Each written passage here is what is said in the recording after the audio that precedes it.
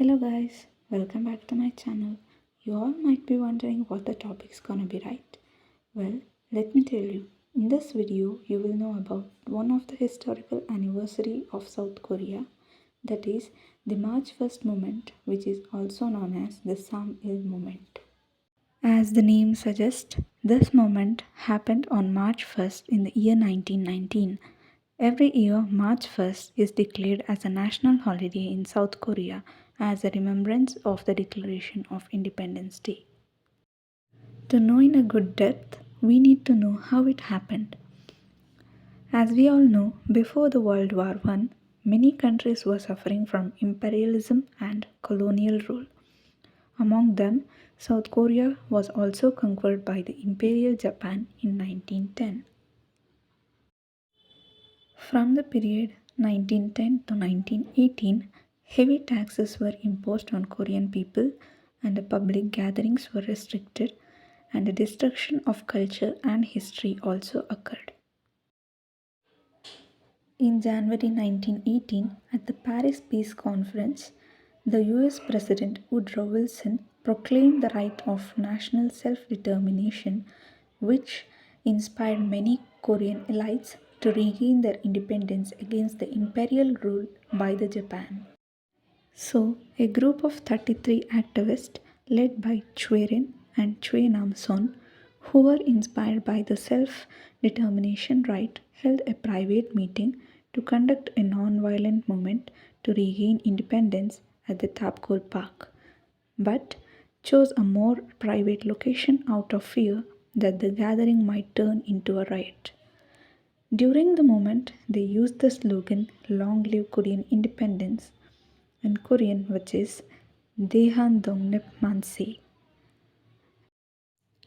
Later, when the procession ended, they turned themselves to the Governor General through a signed copy document. They turned themselves because they wanted to take responsibility for this and did not want the people to get hurt from the military of Japan.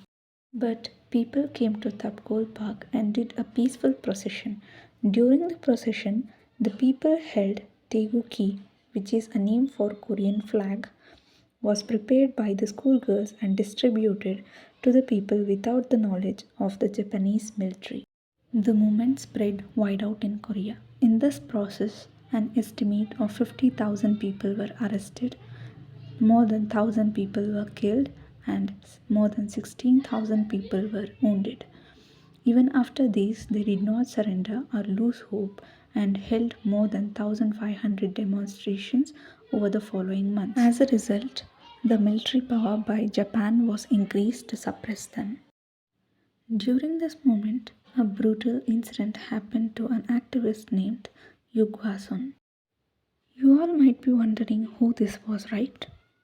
Let's know more. 18 years old who participated to get independence from the colonial rule. When she participated in the movement, her parents were murdered in front of her by the Japan police. Following this, she was also arrested. While in the confinement, she was tortured, beaten by the military people. Later, she passed away in the prison at the age of 17 while fighting for the independence of the people. It led to the start of a republic nation. By this time, people realized they didn't need a king. They continued to fight and is even reflected in a Korean constitution today cause of the idea of a republic country. If not for this movement, South Korea would have had dictatorship or a constitutional monarchy. Even after the independence, the Korean citizens have been celebrating this moment in remembrance of the sacrifice by the ancestors by hoisting and hanging the Taeguki, the South Korean flag, on trees and buildings on March 1st of every year.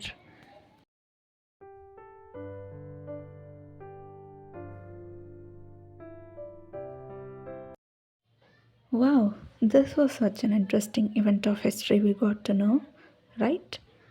Hope this video helped you all to know about the March 1st movement.